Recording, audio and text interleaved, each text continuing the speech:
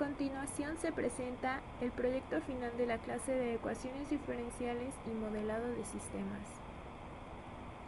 Nuestro contenido abarca una introducción de la parte biológica, el desarrollo y por supuesto conclusiones. Antes de dar inicio con el modelado de nuestro sistema, necesitamos definir algunos conceptos, tal como es la neurona. Entonces comencemos con esta. La neurona es considerada la unidad estructural y funcional del sistema nervioso.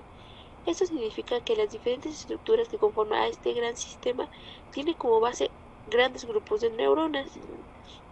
También la neurona es una unidad fundamental y funcional porque puede aislarse como componente individual y puede llevar a cabo la función básica del sistema nervioso, es decir, la transmisión de la información en forma de impulsos nerviosos. Dependiendo de la forma y la estructura, se puede determinar la función que cumplen, tal como lo es recibir señales de receptores sensoriales, conducir estas señales como impulsos nerviosos o transmitir las mismas a otras neuronas. Vamos a continuar con los componentes básicos de la neurona. Tenemos básicamente tres principales, que es el soma o también llamado cuerpo celular. Esta parte incluye el núcleo y por lo tanto es poseedor del material genético de la neurona. Una diferencia importante es que el núcleo de las neuronas no está capacitado para llevar a cabo la división celular, es decir, la mitosis, por lo cual las neuronas no se reproducen. Después tenemos a las dendritas, que son prolongaciones que salen de diferentes partes del soma, suelen ser muchas y ramificadas. Después tenemos al axón. Bueno, cabe destacar que las dendritas recogen información proveniente de otras neuronas u órganos del cuerpo y la concentran en el soma, de donde, si el mensaje es intenso, pasa al axón. El axón es el siguiente componente. Es una sola prolongación que sale del soma en dirección opuesta a las dendritas. Su tamaño varía según el lugar donde se encuentre localizado. La función de este componente, o de este componente de la neurona, es la de conducir un impulso nervioso desde el soma hacia otra neurona, músculo o glándula del cuerpo.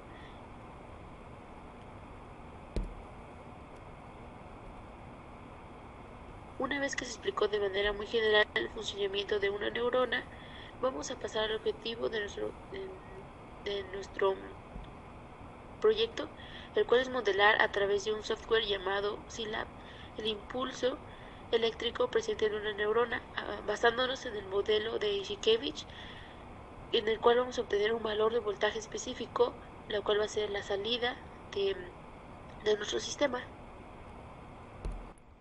Cuando una neurona es estimulada, se originan unos cambios eléctricos que empiezan en las dendritas, pasan por el cuerpo neuronal y terminan en el axón. El impulso nervioso se transmite a lo largo de una neurona mediante un proceso de despolarización. En un principio, la membrana está polarizada. En su parte exterior abundan iones con carga positiva y en la interior con negativa. Esto se mantiene por acción de la bomba sodio-potasio, llamado potencial de reposo. Cuando llega un estímulo, aumenta la permeabilidad para los iones de sodio, que entran en la célula, con lo que la polaridad se invierte en este punto. Queda más carga positiva en el interior. A esta alteración se le llama potencial de acción, que lleva a la redistribución de los iones y así el impulso nervioso se desplaza como una onda a lo largo del axón. Una vez que el impulso nervioso ha recorrido todo el axón, en milésimas de segundo se produce la repolarización. Esta mujer está moviendo su pie, su cerebro es el que envía los mensajes a ciertos músculos del pie y así estos se contraen y pues mueve el pie. ¿Pero en qué consiste el mensaje? ¿Qué mecanismos hace que viaje tan rápido dicha señal? El mensaje es transmitido desde el cerebro hasta los pies, conociendo como un nervio a la agrupación de neuronas. Cada neurona tiene una extensión larga llamada axón, la cual transmite el mensaje. Estos axones se originan en la médula espinal y terminan en los músculos del pie, y están diseñados así para conducir mensajes eléctricos llamados potenciales de acción. Aquí podemos ver un acercamiento a un axón solitario rodeado por una célula Schwann. Este tipo de célula tiene como función hacer que la transmisión del potencial de acción sea más rápida. La electricidad se crea por una reversión abrupta en la carga. Como se aprecia, un potencial de acción es solo una corriente eléctrica que viaja a través del axón de la neurona. Un potencial de acción puede tener lugar solo cuando existen cargas opuestas a ambos lados de la membrana. Aquí, en el interior del axón es positivo y en la zona negativa está en el exterior, por lo que el potencial es la reversión local de las cargas.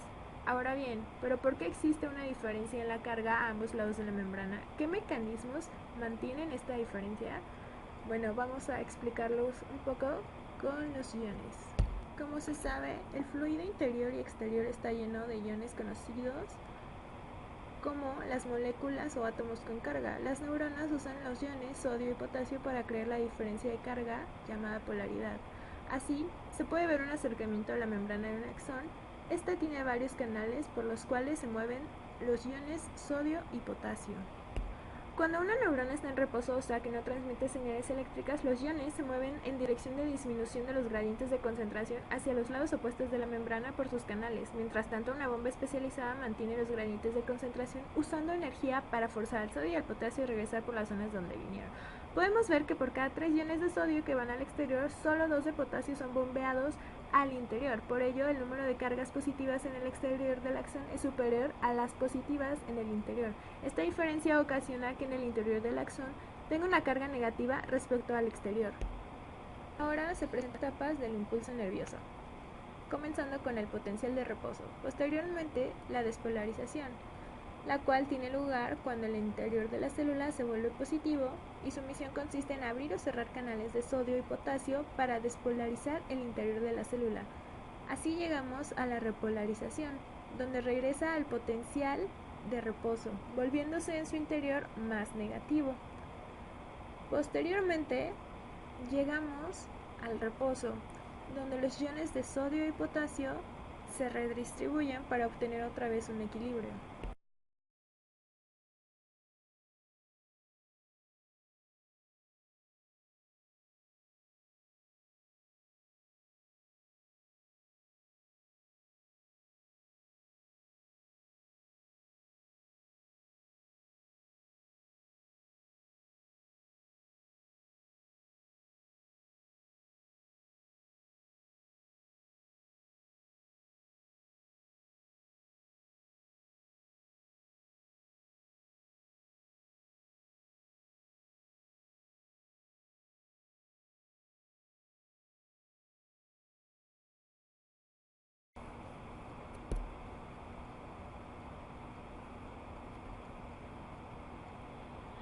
Para poder comprender el código que hemos establecido para nuestro modelo, tenemos que explicar algunos de los parámetros utilizados en él.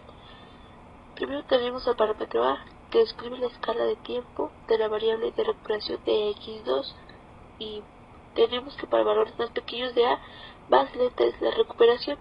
Un valor típico de este parámetro es de 0.02. Seguimos con el parámetro B, que es la sensibilidad de la variable de recuperación de x2 a las fluctuaciones del potencial que dependen de x1 de la membrana de la neurona. Entre más grandes sean los valores de x1 y x2, vamos a tener mayor oscilaciones y una dinámica con menos puntas. Un valor típico para B es de 0.2. En el caso de B menor a 0 y B mayor a 0. Bueno, empecemos a explicar el código. Nuestro modelo Izekevich se basa en dos ecuaciones diferenciales no lineales. Aquí arriba se pueden ver cómo definir las constantes inherentes de nuestro sistema. En vez de ser alfa, beta y gamma, las puse como A mayúscula, B mayúscula y C mayúscula. Y abajo otras dos constantes como A minúscula y B minúscula. Les di los valores asignados que vienen en el modelo. Bajamos al código y vemos cómo definir el diferencial de dt, las matrices de ceros donde se irán guardando los valores y todo lo que es el algoritmo de Euler, ¿no? También define una variable, una matriz de ceros U y una matriz de ceros V para la linealización de nuestro sistema. Aquí más abajo se ven las condiciones iniciales de nuestro sistema y hasta el último párrafo, de los últimos renglones, vemos cómo nuestro sistema ya lo ponemos en espacio de estados. con F1, F2 y G1. Aquí representan las ecuaciones que están realmente en el modelo, ¿sí? Y ya, pasamos a la siguiente diapositiva.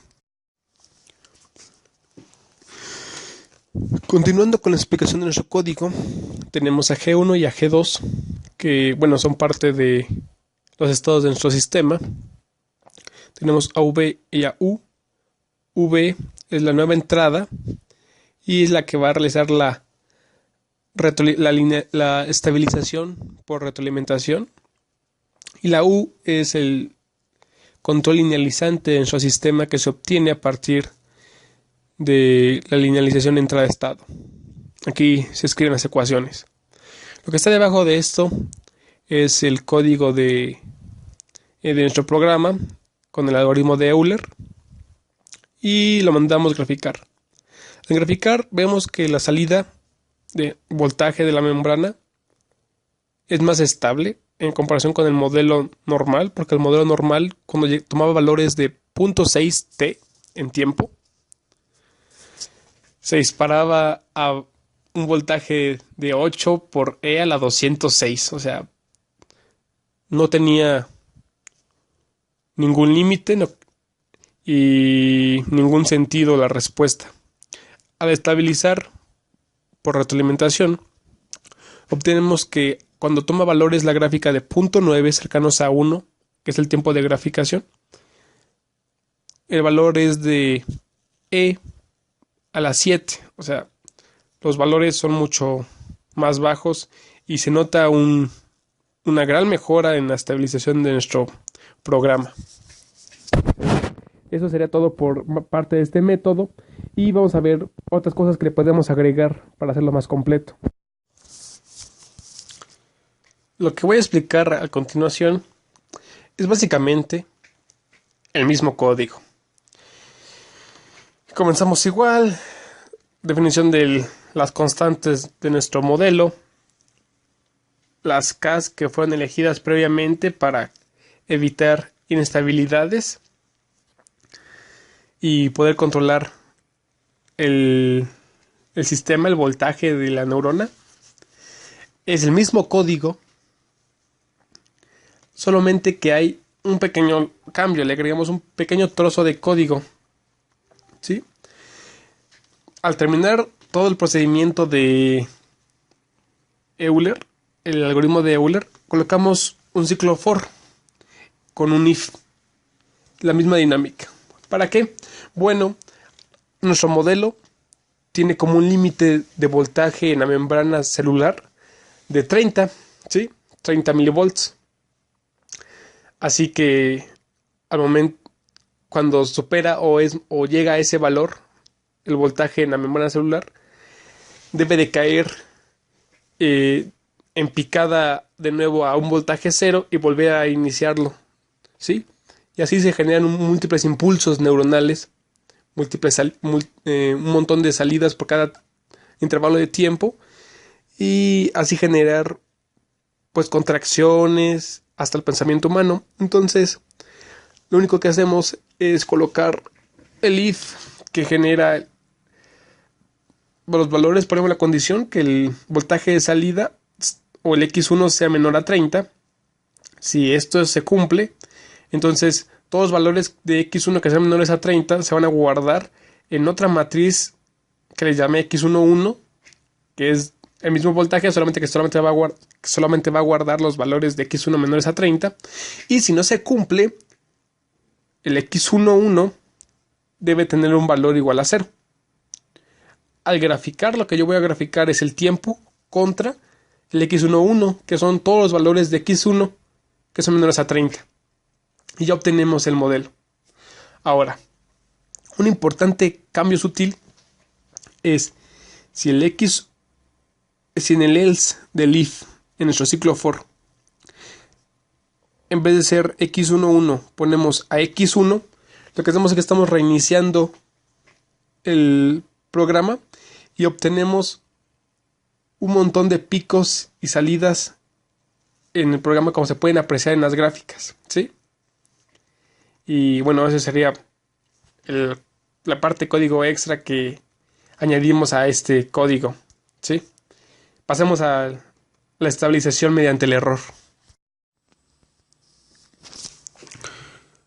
Bueno, aquí les explicaré nuestro código que es estabilizado mediante el error. Aquí elegimos un voltaje deseado, X1D, y buscamos K1 y K2 deseadas para estabilizar. ¿Sí? Aquí de nuevo están las constantes de siempre. También definimos la constante X1D, que le damos un valor igual a 30. Esta constante deseada como un voltaje deseado a donde yo quiero que se mantenga mi modelo, ¿no? K1 y K2 son las constantes para establecer el sistema. Estas las buscamos para obtener los resultados que queremos. Y fíjense que es la misma estructura, todo el programa del algoritmo de Euler. Definimos x1 ceros, x2 ceros, la derivada de x1 y la derivada de x2 ceros para que vaya guardando todos los valores que recolecte. También tenemos a f de x y g de x ceros, a u de ceros y v de ceros. Todo esto es para que el programa guarde todos los valores al momento y ahí después los grafique correctamente. Abajo tenemos lo de siempre, el ciclo for y el if. Tenemos las condiciones iniciales de nuestro sistema. Siempre comienzan a partir de 0, un voltaje 0. Definimos a f cuánto vale f de x1, f de x2, g1, g2, v y u. Es básicamente el mismo código, solamente que aquí cambia. Lo único que cambia drásticamente es la v, porque ahora v va a estar multiplicada por menos k1 y multiplica a la diferencia de la x1 deseada menos el estado de x1.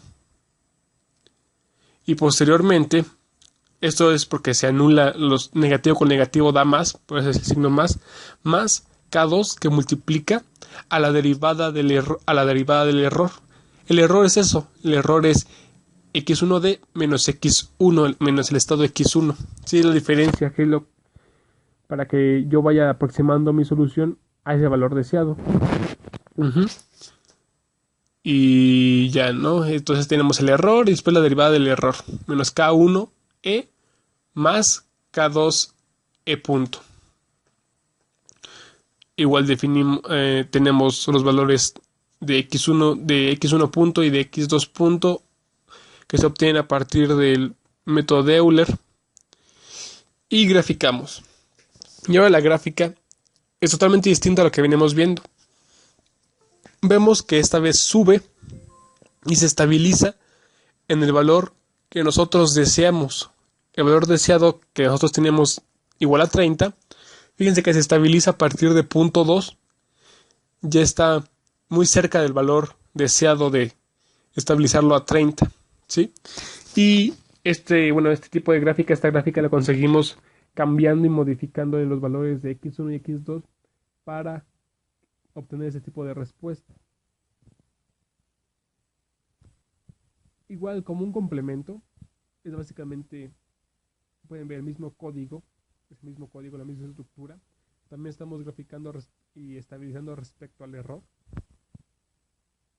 Tenemos las constantes x, k1, k2, todas las constantes de nuestro sistema, que es a mayúscula, b mayúscula, c mayúscula, a minúscula, b minúscula, x1d, que es la deseada, nuestra u de ceros, nuestro v de ceros, nuestras x de ceros, todo. Básicamente el mismo código. Y hacemos lo mismo que en el caso anterior. Le añadimos el ciclo for hasta el final del código. Y ya teniendo nuestro ciclo for al final del código, bueno, pueden ver que así controlamos nuestro sistema, pero ahora no tenemos que ponerle el límite biológico, porque el límite biológico ya está controlado en base a la X1D, ¿no? Ahora es para obtener múltiples respuestas como realmente reacciona una neurona con sube y baja de repente, vuelve a subir y vuelve a bajar de repente, ¿sí? Y esto se logra cuando en nuestro ciclo for, dentro del if, en el else, en vez de ponemos x1 entre paréntesis 1,t igual a 0, tenemos cómo debería comportarse nuestra gráfica, ¿sí? Aquí pueden ver la gráfica y pueden ver en cualquier documento paper que encuentren respecto a impulsos neuronales, que son exactamente las gráficas que tenemos de tener, y las tenemos controladas en base a la X deseada, al voltaje deseado de la membrana que podemos. Por ejemplo, ¿para qué queremos esto? Bueno, las membranas neuronales no siempre son las mismas. Hay membranas que tienden a ser o resistir voltajes más grandes porque pues las células lo permiten. Respecto a tamaño, por ejemplo, el axón de calamar es una célula sumamente grande, puede llegar a medir hasta 30 centímetros de largo y es visible a simple vista. Sin embargo, una célula humana, neurona, es mucho más pequeña, y estos valores de X1D, que es el voltaje deseado para estimular las neuronas, las distintas neuronas que se encuentran en la naturaleza, nos sirve para controlar y saber qué voltaje darle a las neuronas. Bueno, ya vimos, logramos graficar nuestros sistemas en base a retroalimentación de estados y la estabilización mediante el error. En particular, creo que la estabilización mediante el error fue más exitosa que la de estados. Tenemos más control al momento de querer hacer que el sistema se comporte de cierta manera a nuestros requerimientos. Encontramos los polos de nuestro sistema y escogemos las Ks pertinentes para que nuestro sistema no tuviera inestabilidad, y logramos el objetivo, que es estabilizar un sistema no lineal en base a retroalimentación de estados.